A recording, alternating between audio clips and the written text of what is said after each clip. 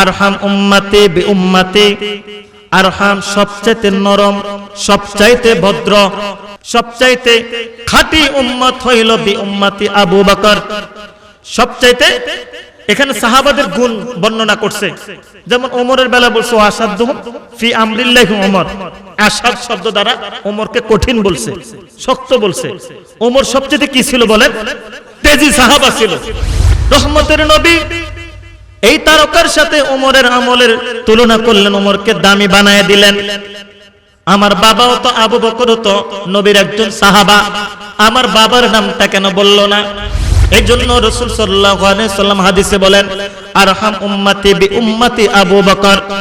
আমার উম্মতের মধ্যে সর্বশ্রেষ্ঠ সমস্ত উম্মতের সমস্ত নেক আমল যদি এক পাল্লা দেওয়া হয়, আরেক পাল্লা যদি আবু বকরের নেক আমল দেওয়া হয়, আমার সমস্ত উম্মতের সমস্ত নেক আমল ফেল হয়ে যাবে, আর আমার কলিজা টুকরা সাহাবা আবু বকরের নেকির পাল্লাটা ভারী হয়ে যাবে। বলেন সুবহানাল্লাহ। হাত আছে ওহো নবীজি, পা আছে ওহো নবীজি, যাওয়ার সম্বল নাই, ছটফট করে প্রাণটা আমার মদিনা যাইবার লাই। আমি একটা কথা বলছি, সে রাগ হয়ে আমাকে কি বলছে? ঘাট থেকে কল্লাটা ফালাই দিবে। শুধু আপনার চুক্তিবদ্ধতা থাকার কারণে আমাকে কল্লা ফালাই নাই, নয়তো আমাকে এমন মারা মারছে আমার মনে হয় আমি এত মার খাই নাই।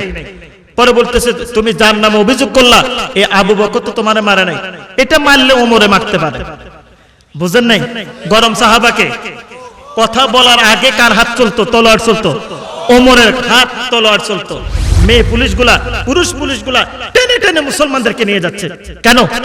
এর আগে গাড়ুয়াদেরকে তাদের শায়েস্ত করা উচিত ছিল নাকি? গাড়ুয়ারা যদি জয় শ্রীরাম জয় শ্রীরাম না বলতো তাহলে মুসলমানও লিল্লাহি তাকবীরে দনে দিত না। সমস্যাটা শুনে না। আবু বকর বলতেছে রাসূল আপনি সমস্যাটা তো শুনবেন, কেন মারছে এটা জিজ্ঞাসা করেন। ইসলাম শান্তি, আধারে হবে বাতি। আপন মন ইসলামিক টিভি। এই নবীজির সাহাবাদের ভিতরে একজন সাহাবা ছিল সবচেয়ে নম্র ভদ্র। এই সাহাবার নাম হচ্ছে হযরত আবু বকর রাদিয়াল্লাহু তাআলা আনহু। শুনেন না আপনারা? আবু বকর রাদিয়াল্লাহু তাআলা আনহু সবচেয়ে ভদ্র সাহাবা। নবীদের ভিতরে সর্বশ্রেষ্ঠ নবী হচ্ছেন আমাদের প্রিয় নবী মুহাম্মদ সাল্লাল্লাহু আলাইহি ওয়াসাল্লাম। আর সাহাবাদের ভিতরে হযরত আবু বকর হইল সারা জাহানের উম্মতের ভিতরে শ্রেষ্ঠ উম্মত। সুবহানাল্লাহ বলেন। আমরা শুক্রবার জুমার দিন জুমার নামাজে ইমাম সাহেব যারা এখানে খতিব সাহেব যারা আছে একটা হাদিস পড়ে। এই হাদিসটা আপনারাও জানেন, শুনছেন, কারণ এটা শুনতে শুনতে কান কি হয়ে গেছে? মুখস্থ হয়ে গেছে। আরহাম উম্মতি বি উম্মতি আবু বকর ওয়া আশাদুহুম ফি আমরিল্লাহি ওমর। শুনছেন না? ওয়া আসদাকুহুম হায়াআন উসমান ওয়া আকদাহুম আলী ওয়া ফাতিমাতু সাইয়্যিদাতু নিসাই আহলিল জান্নাহ। শুক্রবারের দ্বিতীয় জুমায় খতিব সাহেবরা পড়ছে না? আপনাদের এখানে পড়ে তো? এই খুতবাটা তলাবা উলামা সবারই মুখস্থ, পাশাপাশি মুসল্লিদেরও আপনাদেরও মুখস্থ, তবে জবানের মুখস্থ না, কানের মুখস্থ। কিসের মুখস্থ? যদি কোন খতিব সাহেব মসজিদের ভিতরে একটু ভুল করে তাহলে দেখবেন সাথে সাথে আওয়াজ দেবে হুজুর আপনার খুতবা হয় না, একটু ভুল হয়েছে। এবার হুজুর যদি জিজ্ঞাসা করে আচ্ছা ভাই আমি যে ভুল করছি কোন জায়গায় ভুল করছি একটু বলে দেন, তখন সে আর বলতে হুজুরকে বলতে পারবে, কারণ সে হয়েছে কানের হাফেজ। কি হাফেজ? জবানে মুখস্থ নাই, কানে মুখস্থ আছে। এটা যে ভুল পড়ছে এটা মুখস্থ আছে, ঠিক কিনা? এরকম কিছু কিছু পণ্ডিত মুসল্লি আমাদের সমাজে, এই সমাজে আছে না নাই? আছে ইনশাআল্লাহ। থাকেন, আপনাদেরকেও কিছু সবক দিয়ে যাব ইনশাআল্লাহ। তাহলে রাসূলুল্লাহ সাল্লাল্লাহু আলাইহি ওয়াসাল্লাম হাদিস দ্বারা কি বুঝাইলেন? আরহাম উম্মতি বি উম্মতি। আরহাম সবচাইতে নরম, সবচাইতে ভদ্র, সবচাইতে ভালো সাহাবা, সবচাইতে খাঁটি উম্মত হইল বি উম্মতি আবু বকর। সবচাইতে এখানে সাহাবাদের গুণ বর্ণনা করছে, যেমন ওমরের বেলা বলছে আসাদুহুম ফি আমরিল্লাহি ওমর, আসাদ শব্দ দ্বারা ওমরকে কঠিন বলছে, শক্ত বলছে। ওমর সবচেয়ে কি ছিল বলেন? তেজি সাহাবা ছিল। ওমর সবচেয়ে একটু পানি দিয়ে সবচেয়ে তেজি সাহাবা ছিল, বুঝছেন? আর আবু বকর ছিল কি বলেন? আপনারা কথা বলবেন, কিন্তু কথা না বললে বয়ানে মজা নাই। হযরত ওমর রাদিয়াল্লাহু তাআলা কি ছিলেন? আসাদ ছিলেন। কি ছিলেন? শক্ত ছিলেন, শক্ত। আর আবু বকর ছিল নরম। বাতিলের ব্যাপারে হযরত ওমর ছিল শক্ত, আবু বকর বাতিলের ব্যাপারে শক্ত ছিল। এই কথাটাই আমি এখন বলবো ইনশাআল্লাহ। কিন্তু রাসূল সাল্লাল্লাহু আলাইহি ওয়াসাল্লাম বলছেন আবু বকর সবচেয়ে নরম। সবচেয়ে কি? নরম, ভদ্র। অর্থাৎ সারা জাহানের আম্মা জান আয়েশা রাদিয়াল্লাহু তাআলা আনহা একদিন তারকা গুনতেছে। কি গুনতেছে? কথা খেয়াল করবেন, ওয়াজ কি ভালো লাগে না? কথা খেয়াল করবেন, আকাশের তারকা গুনতেছে কে? আয়েশা রাদিয়াল্লাহু তাআলা আনহা, আবু বকরের মেয়ে।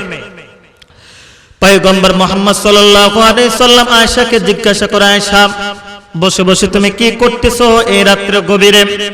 আয়েশা বলতেছে আকাশের তারকাগুলা গুনতেছি। এবার আয়েশা রাসূলুল্লাহ সাল্লাল্লাহু আলাইহি সাল্লামকে প্রশ্ন করলেন, এই তারকা সমান কার আমল আছে? কয় এই তারকা সমান হযরত ওমরের আমল, এই তারকার চাইতে বেশি। সুবহানাল্লাহ বলেন। আয়েশা এবার মনটা খারাপ করে ফেলছে। রহমতের নবী এই তারকার সাথে ওমরের আমলের তুলনা করলেন, ওমরকে দামি বানায় দিলেন। আমার বাবাও তো, আবু বকরও তো নবীর একজন সাহাবা, আমার বাবার নামটা কেন বলল না?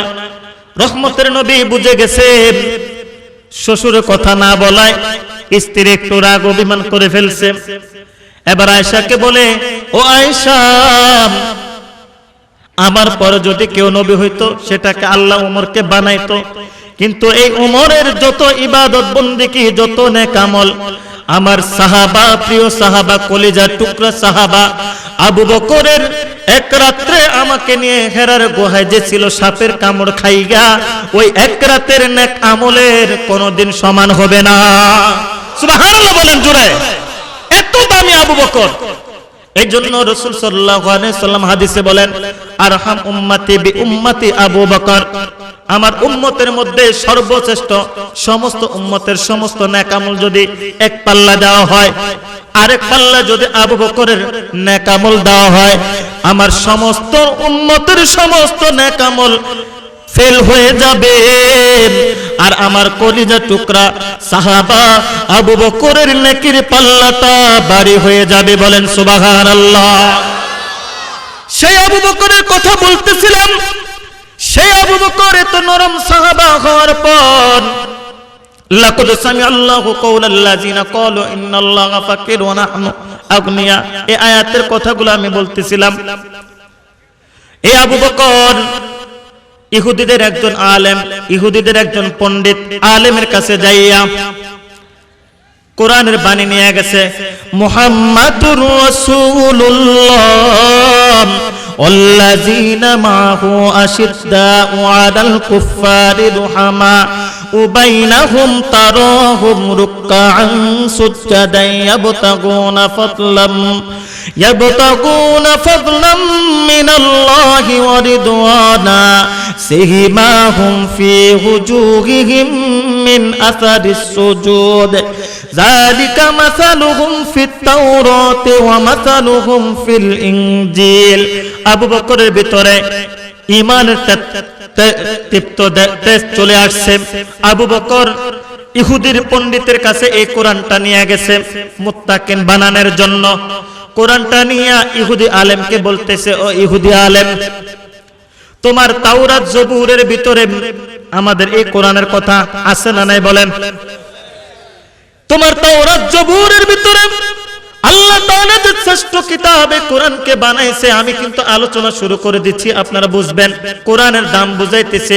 এই কোরআনটাকে আল্লাহ তাআলা, এই কোরআনটাকে যেই দিন আল্লাহ তাআলা পৃথিবীতে পাঠাইছে, লাইলাতুল কদরের রাত্র 1000 মাসের চাইতে উত্তম। কোরআনে বলছে না, ইন্না আনজালনাহু ফি লাইলাতিল কদর। আল্লাহ তাআলা লাইলাতুল কদরে কোরআন নাজিল করছে, যেই মাসে দান করছে, যেই মাসে কোরআন নাজিল করছে ওই মাসও আল্লাহর কাছে দামি।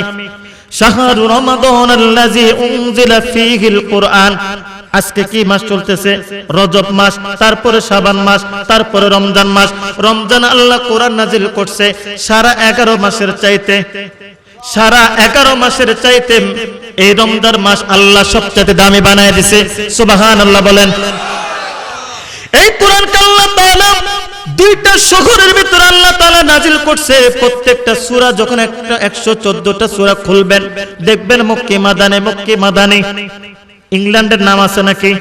বাংলাদেশের নাম আছে নাকি? নাই। দুইটা শহরের নাম আছে, একটা হইল মক্কা শহর আর একটা হইল মদিনা শহর। এই পৃথিবীর ভিতরে আপনারা বলেন তো, এই পৃথিবীর ভিতরে যদি দামি দুইটা শহর থাকে তাহলে আগে আগে এই দামি দুই শহরের নাম কি মক্কা মদিনা আসবে নাকি অন্য দেশ আসবে? Mecca Medina. মানুষ অনেক স্বপ্ন দেখে মদিনা যাওয়ার জন্য, স্বপ্ন দেখে না? অনেকের স্বপ্ন। হাত আছে ও নবীজি, পা আছে ও নবীজি, হাত আছে ও নবীজি, পা আছে ও নবীজি, যাওয়ার সম্বল নাই, ছটফট করে প্রাণটা আমার মদিনা যাইবার লাই, ছটফট করে প্রাণটা আমার মদিনা যাওয়ার লাই। ও মদিনা দেখা দাও না, ও মদিনা দেখা দাও না, থাকতে সময় এই অদমে তোমার দিদার চাই। হাত আছে ও নবীজি, পা আছে ও নবীজি, যাওয়ার সম্বল নাই, দরফরাত দে ফরন নাম মদিনা যাইবার লাই। চিটাঙ্গের ভাষা বললাম একটু। মদিনা যাওয়ার ইচ্ছা সবার আছে না? কথা বলেন, মদিনা যাওয়ার ইচ্ছা আছে না সবার? আল্লাহ তাআলা আমাদেরকে মরার আগে একবার মক্কা মদিনায় হজ করার, হজ্জে বাইতুল্লাহ নসিব করুক বলে আল্লাহুম্মা আমিন। একটু জোরে বলেন আল্লাহুম্মা আমিন। বলতেছিলাম আবু বকরের কথা। আবু বকর কোরআন নিয়ে ইহুদি আলেমের কাছে যাইয়া বলল, তোমাদের তাওরাত, জবুরের ভিতরে, ইনজিলের ভিতরে আমাদের কোরআনের প্রশংসা আছে। এই কোরআনটাকে যদি তুমি একটু পড়ো, আমাদের রবের প্রতি যদি তুমি একটু ঈমান আনো, তাহলে তুমি দামি হয়ে যাবা। এবার ইহুদি আলেম আবু বকরকে বলতেছে, তুমি কার কোরআনের কথা বলতেছো, কার কিতাবের কথা বলতেছো? তুমি যে আল্লাহর কথা বলতেছো, এ আল্লাহ গরিব, এ আল্লাহ অসহায়, এ আল্লাহর কিছু নাই, এ আল্লাহ কি দিবে? নাউজুবিল্লাহ বলেন না। ইহুদি আলেম এই কথা বলছেন। এই কথাটা কোন সাধারণ মানুষও বলতে পারে না, সাধারণ কোন আহলে কিতাব বলতে পারে না। একজন ইহুদির আলেম হয়ে আল্লাহকে যখন এরকম বাজে মন্তব্য করছে, খারাপ কিছু বলে ফেলছে, এবার আবু বকর ছিল আরহাম, আবু বকর হয়ে গেছে আশাদ, শক্ত হয়ে গেছে। আবু বকর সবচেয়ে নরম সাহাবা ছিল, ভদ্র সাহাবা ছিল। আবু বকর এবার শক্ত হয়ে গেছে, আশাদ হয়ে গেছে। আবু বকর চিন্তা করে নাই যে আমি এখন ইহুদিকে যদি আঘাত করি, এই আঘাতের পাল্টা আঘাত আমার উপর আসতে পারে। ইহুদি আলেমের অনেক সৈন্য, ইহুদি আলেমের অনেক প্রজাতন্ত্ররা তার আশেপাশে বসে আছে। আমি আবু বকর যদি আঘাত করি তাহলে আমাকে আঘাত করতে পারে। এই চিন্তা ধারণা তার মাথা থেকে চলে গেছে। শুধুমাত্র আমার আল্লাহকে নিয়ে বাজে মন্তব্য করার কারণে আবু বকর এমন মিজাজ খারাপ হয়ে গেছে, এমন মাথাটা গরম হয়ে গেছে, সাথে সাথে হাত দিয়া ইহুদি আলেমের গালের উপর লাগাইয়া দিছে। সুবহানাল্লাহ বলেন। এই বাংলাদেশের মুসলমানরা অনেক সময় উলামা কেরামদেরকে কটু বাক্য, কটু কথা বলে, খারাপ কথা বলে। অনেক মুসল্লি আমি শুনি বলে, হুজুররা কেন রাস্তায় নামে? এই কথাটা প্রশাসনও বলে। হুজুররা কেন রাস্তায় নামে, হুজুররা কেন আন্দোলন করে? কোনদিন কি শুনছেন 3000 4000 টাকা দামের বেতনে চাকরি করা হুজুর তেলের দাম বাড়ার কারণে রাস্তায় নামছে? কোন আলেম নামছে বলেন? তেলের দাম বাড়ছে, হুজুররা নামে না। চাউলের দাম বাড়লে হুজুররা নামে না। কোন পণ্যের দাম বাড়লে হুজুররা নামে না। হুজুররা তো নামে এই কারণে, রাম আর বাম নাস্তিকরা যখন বাংলাদেশের প্রতি আমার আল্লাহকে নিয়ে, আমার রাসূলকে নিয়ে বিভিন্ন রকমের বাজে মন্তব্য করে, তখনই বাংলাদেশের সমস্ত হক্কানি উলামায়ে কেরাম মাঠে নেমে পড়ে। এজন্য প্রশাসনের ভাইদেরকে বলতে চাই, আগে রাম আর বাম নাস্তিকদেরকে হেফাজত করেন, তাদেরকে সতর্ক করেন। বাংলাদেশের কোন হক্কানি উলামায়ে কেরাম আলেম কোনদিন রাস্তায় নামবে না।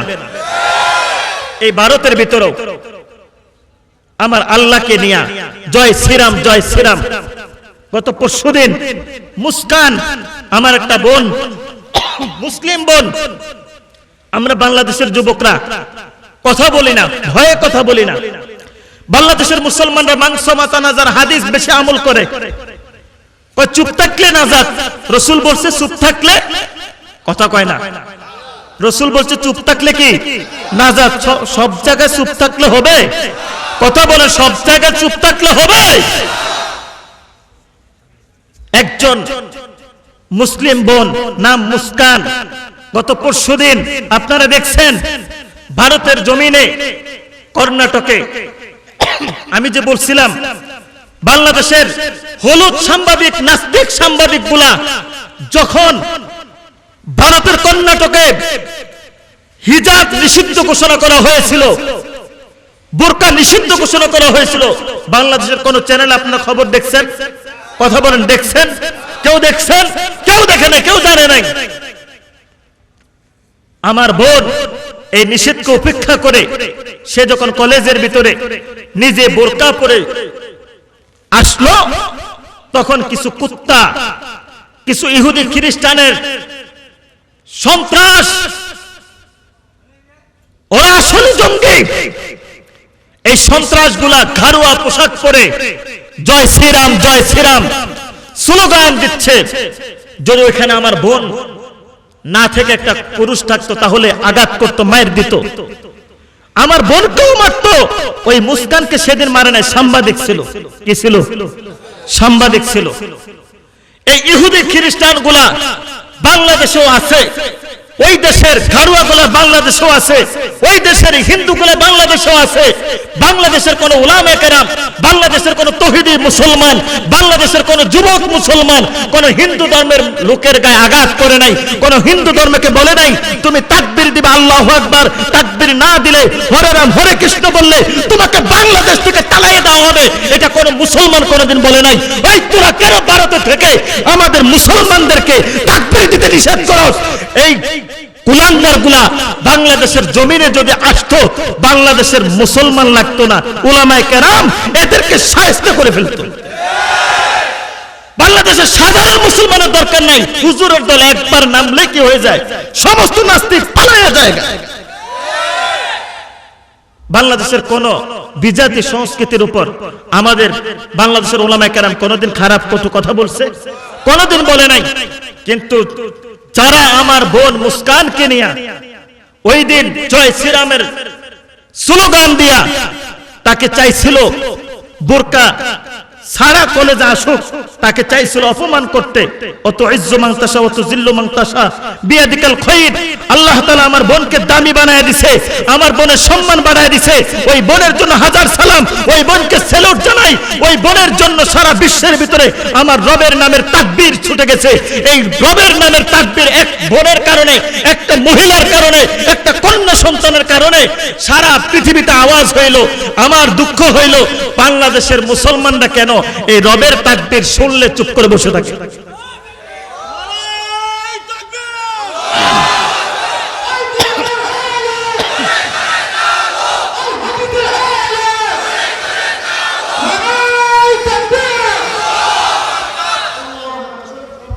সম্মানিত হাজিরিন, ওই দিন মুস্কান একটা তাকবীর দিয়েছে, মুস্কান একটা তাকবীর দেওয়ার পরে মুস্কানকে আল্লাহ তাআলা দুনিয়াবি সম্মানও দিয়েছে, আখিরাতের সম্মানও আমার মন বলে দিয়ে দিয়েছে।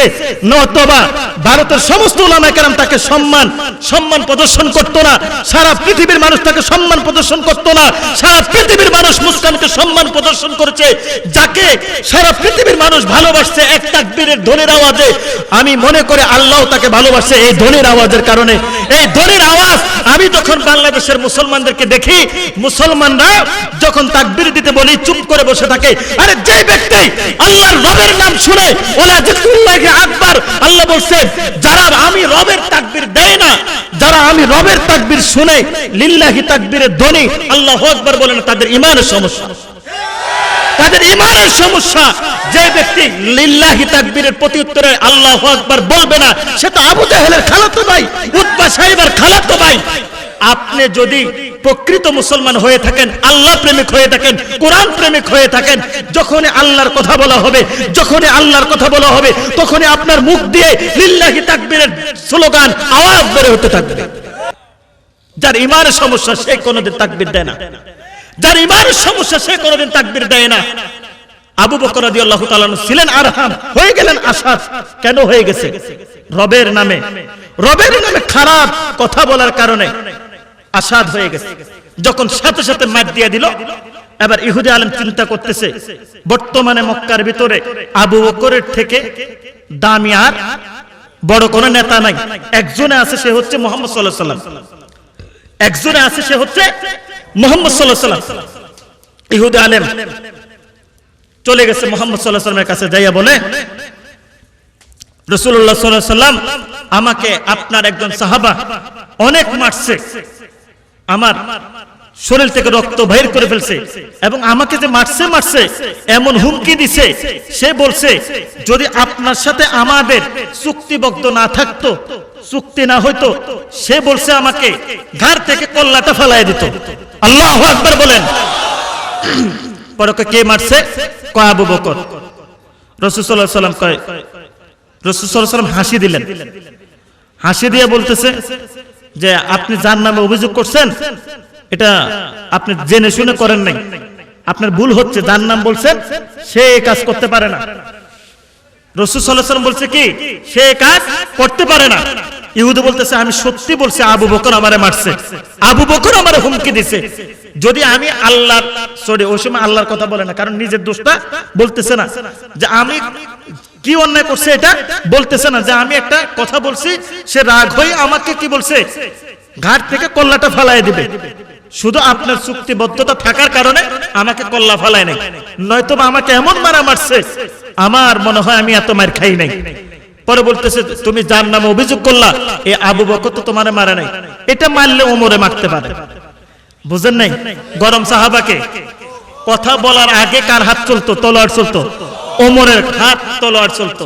পরে বলতেছে না আমাকে আবু বকর মারছে, আপনি ডাক দেন। এই মুহূর্তে আবু বকরও সামনে ঢুকে গেছে, রাসূলের সামনে যখন আসছে, এবার ইহুদি আলেম ভয় পেয়ে গেছে, হায় রে এখন যার নামে অভিযোগ দিতে আসলাম সে যদি সামনে থাকে আর কি অভিযোগ দেওয়া যায়।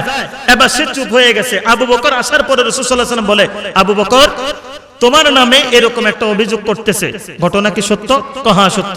কি বলো, কিভাবে এটা? না রাসূল অবশ্যই সত্য, কারণ সে আমার আল্লাহকে নিয়ে এমন বাজে মন্তব্য করছে, এজন্য আমি তাকে মারছি। আমি যে তাকে মারছি এটা সত্য, কেন মারছি এটা আপনি জিজ্ঞাসা করবেন না? কেন মারছি আপনি জিজ্ঞাসা করবেন না? আমাদেরকে ওলামায়ে কেরাম যখন রাস্তায় নামে, আন্দোলনে নামে, প্রশাসন কি করে? ইচ্ছামতো ওলামায়ে কেরামের উপর আঘাত করে।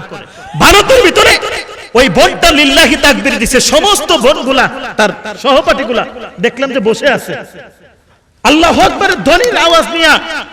যে কর্ণাটকে যে রায় প্রদান করা হয়েছে হিজাব পরা যাবে না, হিজাব যেন পরা যায়, রায় যেন আবারও বাতিল ঘোষণা করা হয়, রায় যেন মুসলমানের পক্ষে তাকে বসছে, ওইখান থেকে প্রশাসন পুলিশ লোকেরা, পুলিশের মেয়ে পুলিশগুলা, পুরুষ পুলিশগুলা টেনে টেনে মুসলমানদেরকে নিয়ে যাচ্ছে। কেন? এর আগে গাড়ুয়াদেরকে তাদের শায়েস্তা করা উচিত ছিল নাকি? গাড়ুয়ারা যদি জয় শ্রীরাম না বলতো তাহলে মুসলমানও লিল্লাহি তাকবীরে দনে দিত না। সমস্যাটা শোনে না। আবু বকর বলতেছে রাসূল আপনি সমস্যাটা তো শুনবেন, কেন মারছে এটা জিজ্ঞাসা করেন, মারছে সত্য, কেন মারছে সেটা জিজ্ঞাসা করেন। এবার কেন জিজ্ঞাসা করছে ইহুদি আলেম আর কোনো কথা কয় না। সে চিন্তা করতেছে মনে মনে আমাকে মারছে আল্লাহকে বাজে মন্তব্য করার কারণে, আল্লাহকে নিয়ে খারাপ কথা বলার কারণে মারছে আবু বকর। এই আবু বকর আল্লাহকে যার মাধ্যমে পাইছে সে হয়েছে মুহাম্মদ সাল্লাল্লাহু আলাইহি ওয়াসাল্লাম। এখন আমি যদি বলি যে আল্লাহকে নিয়ে এরকম বাজে মন্তব্য করছি, আবু বকর তো কল্লা রাখছে, মুহাম্মদ কি কল্লা রাখবে? দৌড়াইয়া পালায় গেছে, দৌড়াইয়া পালায় গেছে। আবু বকরের কথা রাসূল বিশ্বাস করে না, যে সে ইহুদি বলতেছে আমি কিছু বলি নাই, কিচ্ছু বলি না, আল্লাহকে নিয়ে বাজে মন্তব্য করি নাই। তখনই আল্লাহ তাআলা আয়াত নাজিল করছে লাকাদ সামি আল্লাহু কওলাল্লাযিনা ক্বালু। এই আয়াতটা আল্লাহ তাআলা তখন নাজিল করছে। তখন আল্লাহ তাআলা জিবরাইল আলাইহিস সালামের মাধ্যমে বলছে যে রাসূল ওই ইহুদি এরকম আল্লাহকে নিয়ে বাজে মন্তব্য করছে, শুধু যে আবু বকরের যে সাক্ষী নাই এই কথা জিবরাইল, আমি জিবরাইলও শুনছি, আল্লাহও শুনছে। সুবহানাল্লাহ বলেন। তাহলে আল্লাহকে নিয়ে যারা বাজে মন্তব্য করবে আর আমার নবীকে নিয়ে যারা বাজে মন্তব্য করবে তাদেরকে সাথে সাথে তাদেরকে বাংলার জমিনে যেখানে থাকবে কোন অমুসলিম, কোন ইহুদি খ্রিস্টান, কোন বিজাতীয় সংস্কৃতি যদি কোনদিন মুসলমান ধর্মের উপর আঘাত করতে আসে, বাংলাদেশের 90% মুসলমানের ভিতরে ঈমান থাক আর না থাক, এক একজন ইমাম সাহেব, এক একজন মহল্লার খতিব, এক একজন মহল্লার এলাকার সমাজের ইমাম যথেষ্ট তাদেরকে শায়েস্তা করা। এখন এই ইমামদার ইসলাম শান্তি, আধারে হবে বাতি। আপন মন ইসলামিক